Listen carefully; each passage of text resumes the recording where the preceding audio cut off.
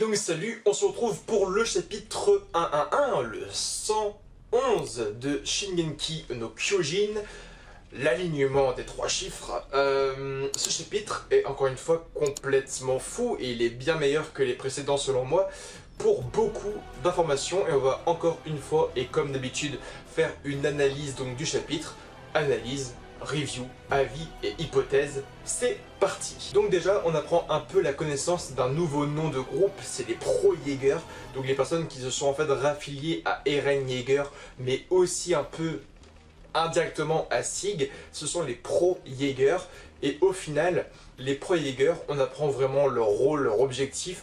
On va vraiment dire que ce début de chapitre est fait pour une chose, c'est résumer ce qui se passait récemment. Via la discussion avec Hanshi, etc., on apprend une chose, c'est le résumé des derniers chapitres. Vraiment, c'est fait pour ça, pour pas qu'on perde le fil. Et donc on apprend simplement que maintenant les Pro-Jäger qui ont réussi à retrouver Eren ont une seule raison, un seul objectif, c'est de réunir les deux frères Jäger, pour ensuite faire tout ce qui est le grand terrassement, la réunion, etc. Maintenant, il faut se dire que pour le côté en fait des gentils, donc je parle du côté un peu Jean, Connie, bataillon d'exploration, tout simplement, là où ça va être de la merde pour eux, c'est à partir du moment où les deux frères Jäger vont se retrouver. Il ne faut pas pour eux que ça se produise. Ils sont dans la merde. Alors pourquoi c'est mal barré? C'est parce que tout simplement, les Pro-Jäger ont un plan vraiment large en tête. Ils ont tout de prévu depuis maintenant plusieurs semaines, plusieurs jours, et ils avancent très rapidement. C'est dit dans le chapitre via Hanshi, via tout le monde en fait, le bateau d'exploration et la royauté. Franchement, tout est prévu. Ils ont tout prévu, ils se sont formés en très peu de temps, ils ont réussi plus ou moins, on va dire, indirectement à délivrer Eren, et ils vont réussir maintenant à l'amener vers Sig. Et c'est un groupe qui s'est retrouvé rapidement, qui avance rapidement et qui évolue rapidement. Mais à côté, tu as aussi le cas de Rogue, donc R-O-E-G, je sais pas comment tu vas dire ça, Rogue, qui s'engueule aussi avec Hanshi. Il y a des sortes un peu d'accusations à Tova en début de chapitre qui vont se causer, et on a vraiment des grosses tensions qui vont commencer en ce début de chapitre. Et là on se dit, voilà, ça sent la merde, parce que nos gentils, notre bataillon d'exploration est en train de se déchirer, ils s'engueulent, il y a des accusations dans le même camp, et à côté tu as leur ennemi, donc le côté de Eren, qui eux gagnent en puissance et qui avance très vite. Donc le côté Hanshi il baisse complètement, le côté Eren il augmente, donc il y a un grand danger, et heureusement que le commandant Pixis arrive, parce que effectivement je suis hyper content du développement de ce personnage actuellement. Pour quelle raison? C'est que le commandant Pixis, si on prend le cas de l'animé si tu veux, saison 1, saison 2, saison 3, je trouve qu'il n'est pas vraiment mis en avant. Dans la saison 1, il est un peu là aussi pour faire en sorte que Eren soit une personne de confiance pour la royauté, pour les civils, pour le bataillon d'exploration, pour les civils, etc. Mais hormis ça, Pixis n'est pas un personnage qui est beaucoup mis en avant, et c'est pas un personnage qui pour l'instant, via ce qu'on a vu nous en animé de nos yeux, n'a pas une grande importance. Et là dans cette saison là, il est vraiment important, c'est lui qui prend tout en main avec le décès donc, de notre leader. C'est lui qui va tout prendre en main, on a l'impression de voir une sorte, oui, de Erwin Smith 2.0, c'est que Hanshi fait très bien le travail, mais elle n'arrive pas à l'aboutir non plus, et Pixis est là pour ça selon moi. Et Pixis fait vraiment un travail de fou là-dessus, il va rentrer et faire, mais les gars, arrêtez vos querelles, arrêtez votre bordel de vous foutre tout sur le dos, chacun entre vous, et Pixis va vraiment commander tout le monde en 10-15 secondes, et il va reformer le bataillon, il va reformer tout son armée, il fait vous faites ça, vous faites ça, et c'est là qu'on voit vraiment son rôle de commandant. Et Pixis, rien que pour ça, je suis fier qu'il soit développé actuellement dans SNK, parce que franchement c'est un personnage de fou, et sans lui on serait dans une merde monumentale. Néanmoins le commandant Pixis avoue également que Eren a gagné. Eren gagne beaucoup trop en puissance, Eren a un plan en tête, Eren est bien trop puissant, il a bien trop pris en maturité, etc. Donc Pixis avoue sa propre défaite et il avoue que Eren a gagné. Mais néanmoins, il refuse complètement sa soumission envers les frères Jäger. Donc c'est franchement hyper cool. Quand j'ai vu qu'il est arrivé, qu'il a commandé tout le monde, et que dans la foulée, les moments qui précédaient ou qui suivaient, je sais plus comment ça se passait, il disait bon bah on a perdu. Je t'envoie de mes Pixies, enfin qu'est-ce que tu nous fous, tu nous hype, tu arrives et il fait bon, on a perdu. Et j'étais un peu déçu, il fait mais néanmoins, on va pas se soumettre à eux, on va se battre jusqu'au bout. Pour moi, on a perdu, mais interdiction de nous soumettre aux frères Jaeger. Il fait ok, on a perdu, on est dans la merde, on ne peut rien faire face à ces mecs et le grand terrassement. Mais on va pas se soumettre à eux. Et c'est cool parce qu'on voit toute la combativité de cet homme et encore une fois, c'est une écriture hyper bonne de Hajime Isayama qui est le mangaka de l'œuvre. On a également une légère conversation entre Azumabito et Mikasa où on voit qu'effectivement Azumabito est étroitement liée à Mikasa et en gros elle explique que si la situation dégénère, elle sera au port et que vraiment si c'est la merde, que tout part en couille, elle demande à Mikasa de la rejoindre pour partir avec. Donc Mikasa explique en tant que Elgen entre guillemets, elle mourra ici, c'est l'île où elle a grandi, c'est là où elle a vécu, voilà, c'est pire comme les meilleurs moments, et que Mikasa mourra ici. Et au final, on voit que Azumabito explique tout simplement une chose, c'est qu'en gros, elle est venue pour Mikasa. Elle est venue pour côté grand terrassement, elle est venue pour rencontrer tout ce qui se passe dans la situation de l'île du paradis, etc. Elle est venue pour les matériaux, mais avant tout, elle vient pour Mikasa. Et on sait en fait que, d'un côté comme de l'autre, Shingeki no Kyojin en tant que manga prend beaucoup aussi les règles de loyauté japonaises. C'est-à-dire que lorsqu'une personne est prête à donner sa vie pour toi, tu lui dois la même chose. Et le clan Azumabito, dont notre leader explique une chose, c'est qu'en fait, elle pourrait tout simplement risquer sa vie pour Mikasa. Et elle le dit, elle fait bon Mikasa, voilà, et elle le dit indirectement, c'est pas écrit noir sur blanc, mais elle le dit indirectement, elle fait voilà, je pourrais risquer ma vie pour Mikasa. Et connaissant cette règle que Hajime Isayama met dans son manga depuis maintenant des années, qui est donc le lien, on va dire, de loyauté, genre tu donnes ta vie pour moi, je donnerai ma vie pour toi, qui est récente qui est pas récente, qui est vieille d'ailleurs, surtout entre Mikasa et Eren. Eren a risqué sa vie, lui a sauvé la vie, et Mikasa, dans sa tête, c'est ok, il m'a sauvé la vie, je lui dois ma vie. Et en fait, c'est un peu le même lien qui, selon moi, se représente aujourd'hui entre notre jeune femme et Mikasa. Donc je me dis, n'oubliez pas que de base, Hajime Isayama comptait faire de son manga une fin apocalyptique. C'est-à-dire que dans son manga, à la base, tout le monde devait mourir.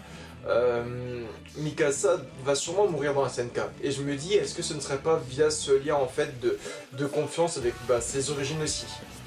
Vraiment faire attention à tout ça. Et puis il y a le petit moment épique que l'on redoutait tous, c'est Gabi et Falco qui arrivent dans le restaurant où bosse Nicolo. Pour rappel, je t'explique un peu tout le truc si tu t'es un peu perdu dans la SNK. Gabi et Falco sont deux enfants mares qui sont entraînés depuis leur jeune âge en tant que soldats. Il ne faut pas se fier à l'âge de Gabi Falco, ça je dis depuis des mois entiers, puisque ces deux enfants ont la capacité de pouvoir tuer des soldats très facilement, même si ce sont que de simples enfants. Pour te dire en fait, Nicolo est un mar, mais c'est un mar qui est tombé amoureux d'une Elgen. Cette Elgen, c'était Sacha. Sacha qu'on connaît depuis maintenant bien des chapitres, bien des années dans SNK. Et donc au final, Nicolo, en tant que mar, est amoureux d'une Elgen, ce qui est un peu la relation interdite, tu vois, entre Elgen et mar. Ça fait d'ailleurs beaucoup polémique, je ne vais pas aller sur le côté politique, mais beaucoup de reviewers américains parlaient de ça, parce qu'il y avait beaucoup l'histoire du côté relation juif nazi, etc. Et en fait, ça prend beaucoup un peu ce schéma-là, politique. Et on retrouve un peu ce même domaine où un mar et une Elgen, relation interdite. C'est au final, on apprend que Gabi, elle a descendu Sacha, donc la meuf dont était amoureux tout simplement Nicolo. Et Nicolo a perdu sa copine, la femme qu'il aimait, tu vois. On était vraiment pas loin d'une relation amoureuse, d'un couple vraiment officiel entre Sacha et Nicolo. Les deux s'aimaient, ça se voyait, il y avait un peu le côté bouffe qui les unissait. Mais il y a vraiment ce lien puissant. Sauf que là, Gabi, elle a tué Sacha. Et là, elle va voir Nicolo. En gros, elle va faire bon, voilà, excusez-nous, monsieur Nicolo, vous êtes un mar et tout. Il fait bon, nous on est aussi des mares. Et Nicolo il fait mais comment vous êtes ici? Enfin c'est impossible. Et là Gabi elle se vante vraiment, elle fait bon voilà en fait nous on était là-bas, ils ont lancé une attaque sur Revelio et nous on est rentré dans le dirigeable et tout. dans l'aéronerf, on a tué une meuf. Vous avez tué une femme. Et il fait, mais c'était qui et tout. Enfin, je sais pas, c'était toi. En fait, ça part vraiment en couille. Et là, Niccolo comprend que la jeune fille qui se présente devant lui, bah, c'est celui qui a tué sa femme, quoi. Et là, ça part complètement en couille, mais ça part en steak, mais une puissance. J'ai tout écrit sur le PC, la vidéo est écrite, mais je vais quand même vous le dire au feeling pour que vous compreniez. Donc, il prend une bouteille de vin, déjà, au hasard. Il va pour frapper, sauf que déjà, on a Falco qui va intervenir, qui va se prendre un coup au niveau du crâne, il va tomber. Niccolo va tabasser Gabi et Falco. Il va rentrer dans la salle à manger où il y avait la famille Bros. Et il fait, bon bah voilà, il fait, monsieur, madame, cette fille que vous voyez là, celle que je viens de tabasser dans la cuisine, c'est celle qui a tué Sacha. Et la famille Bros, n'oubliez pas que c'est aussi la famille de Sacha. Ça part tellement loin. Avec ça, le bâton d'exploration qui va arriver, qui va intervenir avec Anchi, etc. Ça part vraiment en couille. Ça part vraiment en couille, mais à une vitesse incroyable. Sans oublier que la famille Bros a aussi accueilli et hébergé et adopté Kaya. Kaya qui est la jeune femme blonde, la jeune enfant qui avait été sauvée par Sacha à l'époque. Donc Kaya, lorsqu'elle apprend qu'au final son amie Gabi est la femme qui a tué sa sauveuse, ça part encore plus en couille. Donc là c'est fou parce que tu as Gabi, la femme qui a tué Sacha, avec à côté les parents de Sacha, la fille qui a sauvé Sacha, le mari de Sacha. Elle est rentrée là-dedans en mode hey, c'est moi qui l'ai tué. Parce qu'elle voulait se vanter de tout ça. Elle voulait dire bon bah voilà, j'ai tué une Eldienne, mais on est des marnes, on est des guerriers marres, on va tout défoncer. Sauf qu'en fait, limite, elle est entrée dans la gueule du loup parce qu'elle était dire ça au mari de la meuf qu'elle a tuée, sans qu'elle ne le sache. Et après, elle se retourne, en fait, elle voit qu'elle fait face aux parents de Sacha qu'elle a tué. Elle fait face à une fille que Sacha avait sauvée, mais elle a tué Sacha. Donc ça part complètement en couille, c'est incroyable, mais ce n'est pas tout, parce qu'en fait on apprend aussi que la bouteille de vin avec laquelle a frappé en fait Niccolo, c'est une bouteille de vin aussi qui précédemment dans le chapitre, Jean et Connie jouaient un peu avec, et il a pris ça hyper mal et il l'a gardé avec lui, parce qu'en fait on apprend que dedans il y a le liquide cérébrospinal de Sig, et en fait bah, Falco l'a bu inconsciemment, involontairement, parce qu'il était assommé, et quand il s'est pris le coup de bouteille de vin, mais il y a du vin qui est quand même rentré dans sa bouche un minimum, et en fait dedans il y a le liquide cérébrospinal, et tu sais très bien ce que fait le liquide cérébrospinal de Sig, donc maintenant il faut nettoyer sa bouche, mais c'est quasiment sûr à 100% que notre petit Falco a ingurgité et bu le liquide cérébrospinal. Autre chose importante dans l'analyse de ce chapitre, c'est qu'il va y avoir un changement maintenant chez Gabi. Elle a vraiment réalisé ce que faisaient les choses, toi même parce que quand tu as Kaya qui va pour poignarder Gabi, c'est Mikasa qui la sauve et Mikasa colle la tête de Gabi contre elle. Et Gabi fait mais vous ne me haïssez pas? Elle fait je suis une marre, vous êtes tous des Eldiens, pourquoi vous me sauvez la vie? Enfin, elle voulait me planter, laissez-moi me planter, enfin je mérite la mort quand même. Et Mikasa elle la protège, elle fait bah non. Donc là, la phrase qui est touchante et qui va faire tout sens dans ce chapitre, c'est Gabi qui fait vous ne me haïssez pas? J'ai tué Sacha, c'était votre pote et vous me sauvez la vie? Nani? Enfin, comment c'est possible? Comment vous ne pouvez ne pas avoir la haine contre moi? Comment vous pouvez me sauver la vie alors que j'ai tué votre pote, quoi? Et en fait, on voit que dans son regard, lorsque Mikasa la porte pour l'amener se soigner, elle se retourne et en fait elle voit qu'il y a Kaya qui est en train de pleurer dans les bras des parents de Sacha et tout. On voit un Niccolo qui est à genoux en mode putain mais... En fait elle se rend compte de toute la merde qu'elle a fait, elle a buté une fille. Elle a buté une fille mais elle a foutu la merde partout. Et elle voit que via une mort, bah non c'est pas des simples démons, ils ont aussi des sentiments, ils sont comme elle. Donc c'est hyper touchant, c'est hyper cool, c'était une très belle écriture du chapitre. Même toutes les discussions dans la cuisine entre Niccolo et Gabi, on voit que les deux se parlent et elle fait mais Falco, non je sais pas, c'est Falco qui est pris en otage par Niccolo, et il fait mais putain mais pourquoi t'as buté Sacha? Et il fait mais ils ont buté t'as buté ma copine, ma femme quoi.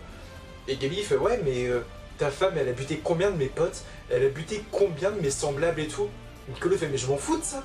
Ça part vraiment en couille parce qu'il y a une espèce de conflit d'intérêts qui se crée où Niccolo aussi, il n'est pas net sur le scan, hein. Il est ravagé par la tristesse et tout, par le meurtrier qui est devant lui, et il fait mais on s'en fout, ne bute pas ma femme pouvait décimer ta famille, je m'en fous, mais bute pas ma femme à moi. Mais Gabi pense pas, donc il va aussi se créer un lien, je le sens, il va se créer un lien entre Nicolo et Gabi parce qu'il y a un espèce de lien spécial qui se crée, les deux ressentent le même truc mais ils se comprennent pas mutuellement et ils vont se comprendre un jour, c'est quasiment obligé. Donc j'ai hâte de voir tout ça. En tout cas, réponse au prochain chapitre.